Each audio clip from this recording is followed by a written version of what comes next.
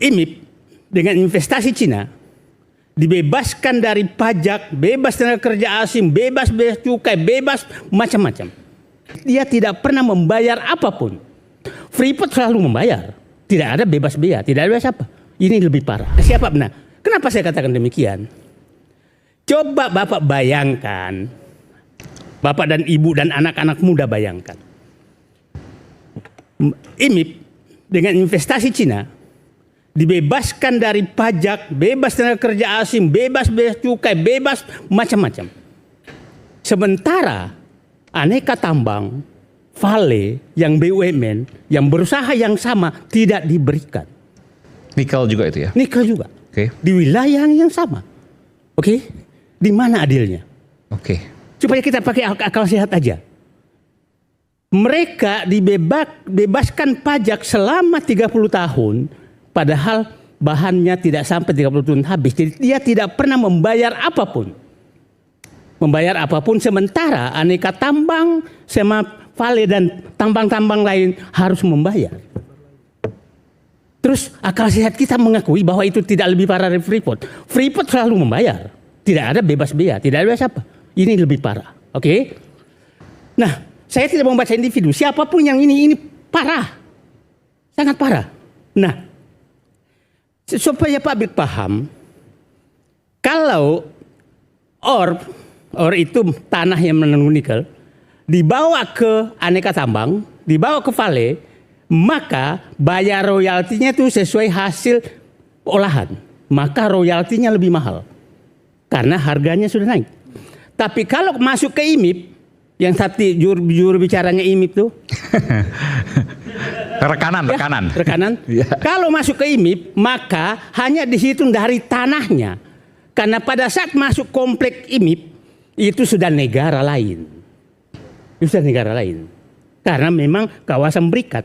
Nah, negara lain. Akhirnya, jadi perusahaan ini tidak pernah membayar apapun ke negara. Karena yang membayar royalti itu adalah pemilik ore. Itu surga apalagi yang diberikan kepada perusahaan ini? Tidak pernah membayar ke negara. Tidak pernah membayar apapun. Ke negara. Nah, ke negara. Narasi ini merangkum pernyataan kontroversial analis kebijakan publik, Said Didu, yang menyebut operasi PT Indonesia Morowali Industrial Park, IMIP di Sulawesi Tengah, lebih merugikan negara daripada PT Freeport Indonesia. Klaim ini mencuat dalam konteks polemik bandara hantu dan isu kedaulatan di kawasan industri tersebut. Inti tuduhan, nol kontribusi dan fasilitas istimewa. Said Didu mendasarkan kritiknya pada skema insentif yang dinilai sangat istimewa dan menguntungkan IMIP, sementara kontribusi langsung ke kas negara dipertanyakan. Klaim utama Said Didu. Perampokan aset yang dilegalisasi. Said Didu menyebut IMIP sebagai bentuk perampokan aset negara yang dilembagakan dan dilindungi oleh penguasa. Fasilitas fiskal ekstrim. IMIP disebut mendapat fasilitas bebas pajak hingga 30 tahun dan bebas bea cukai. Skema kawasan berikat ini dinilai membuat hilirisasi nikel di Morowali tidak memberikan nilai tambah fiskal optimal bagi Indonesia. Diskriminasi terhadap BUMN, sementara BUMN seperti Antam dan Vale Indonesia diwajibkan membayar pajak dan royalti. IMIP dianggap bebas dari kewajiban serupa. Minim transparansi. Pengamat lain menyoroti minimnya transparansi pemerintah mengenai perjanjian dan skema insentif yang diberikan kepada IMIP sejak awal. Perbandingan dengan Freeport dan dampak ekonomi. Perbandingan dengan Freeport menjadi sentral narasi ini. Mengapa disebut lebih parah?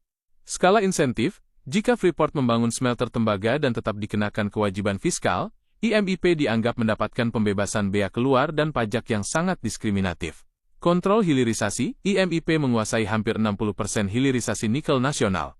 Jika perusahaan sebesar itu dikenakan kewajiban normal, kontribusinya ke negara akan sangat signifikan. Isu kedaulatan yang unik, polemik IMIP tidak hanya tentang uang, tetapi juga menyangkut isu kedaulatan dengan adanya bandara dan pelabuhan privat yang sulit diakses aparat negara.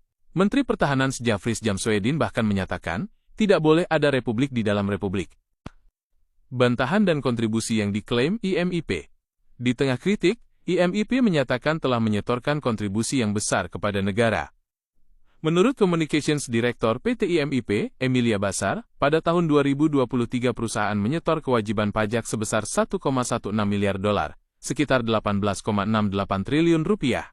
IMIP juga mencatat total nilai investasi US 34,3 miliar dan devisa ekspor US 14,45 miliar hingga November tahun 2024. Tuntutan dan implikasi ke depan, polemik ini memicu seruan untuk tindakan tegas dari pemerintah dan DPR meliputi audit dan pansus. Desakan kuat untuk melakukan audit keuangan menyeluruh dan membentuk panitia khusus, Pansus DPR. Transparansi kontrak, tuntutan kejelasan dan keterbukaan atas perjanjian dan skema insentif. Penegakan kedaulatan. Isu ini menguji kemampuan negara menegakkan hukum di tengah kepentingan investasi asing skala besar. Kesimpulan? Narasi yang dibangun Said Didu menyoroti ketegangan antara target hilirisasi mineral dan hilangnya potensi penerimaan negara, serta antara iklim investasi dan kedaulatan wilayah. Tuduhan lebih parah dari Freeport bukan hanya soal angka, tetapi juga tentang persepsi terhadap keadilan, transparansi, dan kendali negara atas sumber daya strategisnya.